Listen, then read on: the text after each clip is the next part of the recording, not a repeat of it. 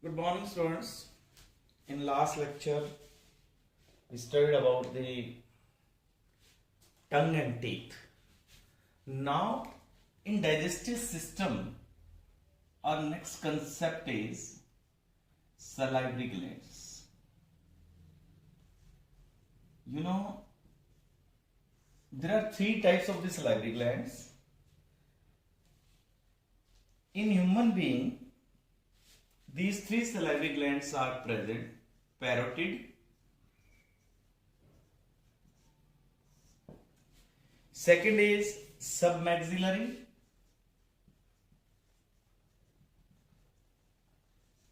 third is sublingual. These three salivary glands are there. First is parotid gland, beta. Parotid gland, which is located near ear.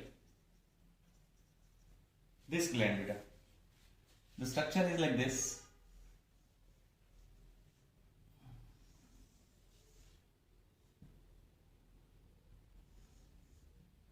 This is the parotid gland. This one.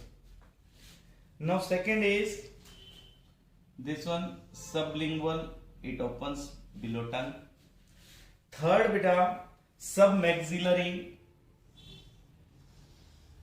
Here. These are the three salivary glands. This is parotid, sublingual, submaxillary. These glands collectively release saliva into your mouth for the digestion of food, as well as for lubrication. So this gland, parotid gland, which is located near ear, submaxillary gland at the junction of upper and lower jaw. ये कहाँ है बेटा? At junction of upper and lower jaw. Third, sublingual, as the name suggests, below tongue. तो बेटा ये तीन glands हैं. कौन सी? Salivary glands. कहां है ये बिलो द ईयर है, ये जंक्शन पे अपर और लोअर जॉ के, और ये टंग यानी जीभ के नीचे है. इन तीनों ग्लैंड्स में लार्जेस्ट ये है. बहुत इंपॉर्टेंट डाटा है. This is largest gland. Second बेटा, स्मॉलेस्ट कौन सी है? This one is smallest. Obviously this one medium sized. Then बच्चे, द ग्लैंड, द डक्ट. इस पैरोटिड ग्लैंड की जो डक्ट है, जैसे अपन अभी बनाए ना बेटे, ये जैसे यूं है यहां पे ग्लैंड, ये जो इसकी डक्ट है, इसी तरह इन तीनों ग्लैंड्स की जो डक्ट है, इनके नाम भी आपको लर्न करने पड़ेंगे. तो पैरोटिड ग्लैंड की जो डक्ट होती है उसको बोलते हैं Stensen's duct. This is Stensen's duct. Opening of parotid gland by Stensen's duct.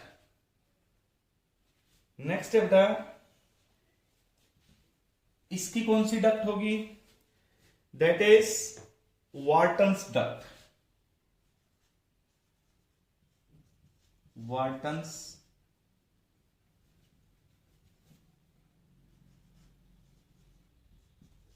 Wharton's duct बच्चे.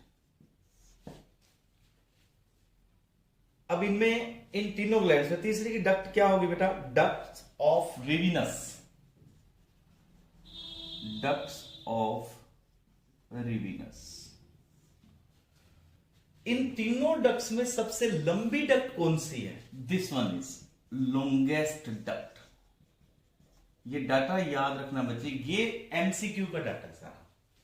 नीट में यही क्वेश्चन होंगे. अच्छा, पैरोटिड ग्लैंड कहां खुलती है? It opens in vestibule.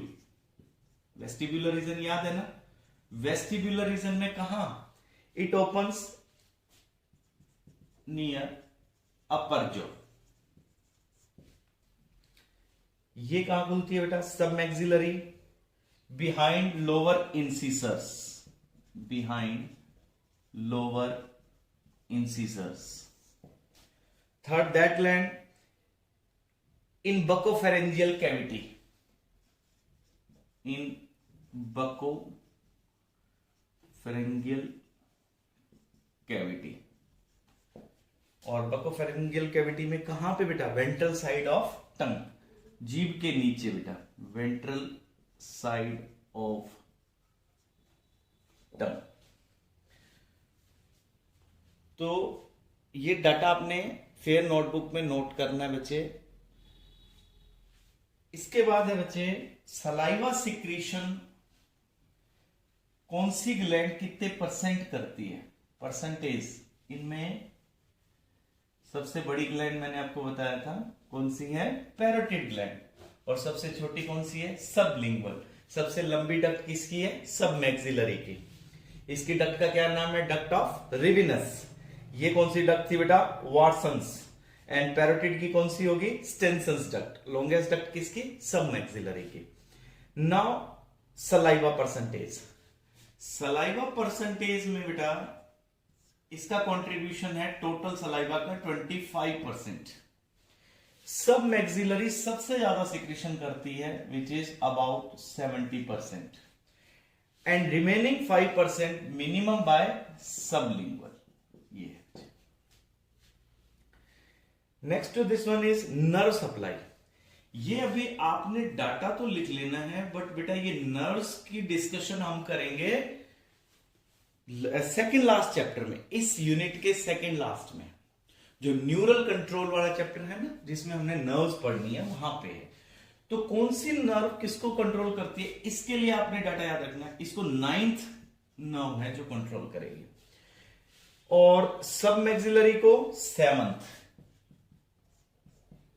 9th 7th, और लास्ट वाली जो ग्लैंड है इसको भी 7th ग्लैंड, 7th नर्व। तो ये डिफरेंसेस भी हो गए बेटा, और important facts about this salivary gland भी है। Now about the saliva. अब सलाइवा आपने 10th में पढ़ा है, कौन सा एंजाइम रिलीज करती है। इसमें एक एंजाइम मिलता है, कौन सा बेटा, salivary amylase. The name is salivary amylase. It acts upon carbohydrates.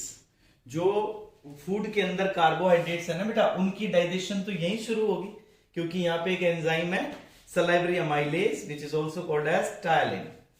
इसको टायलिन भी लिखते हैं, आपने पढ़ा है 10th में। इसकी अमाउंट कितनी है, वॉल्यूम कितना आता है पर डे, तो सलाइवा जो है बेटा 1.5 लीटर्स पर डे रिलीज होता है। सलाइवा का वॉल्यूम कितना होता है, 1.5 लीटर्स पर डे सिक्रीशन है। इसकी पीएच कितनी है, पीएच इसकी होती है बेटा 6.8। देन इसकी कंपोजिशन, इसमें क्या क्या मटेरियल है, you will be surprise to know 99.5% इसमें पानी है। रिमेनिंग 0.5% के अंदर, इसके अंदर एंजाइम, और क्या मिलेगा इसमें, लाइसोजाइम भी होता है बेटा।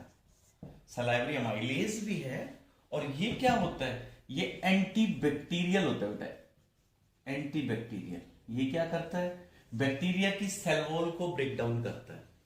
तो इसका मतलब सलाइवा क्या काम आया बेटा, एक तो डाइजेशन में, दूसरा एंटीबैक्टीरियल भी है, किलिंग माइक्रोब्स में भी है बेटा।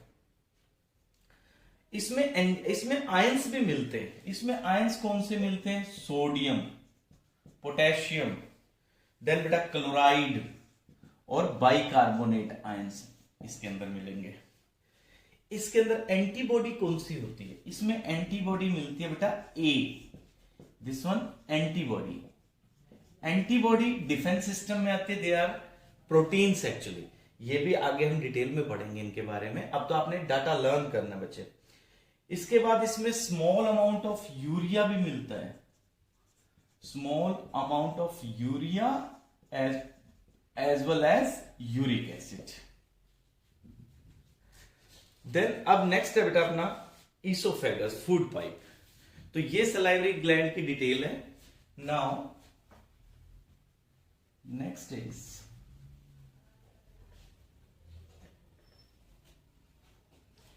नेक्स्ट है बेटा food pipe, you know oesophagus.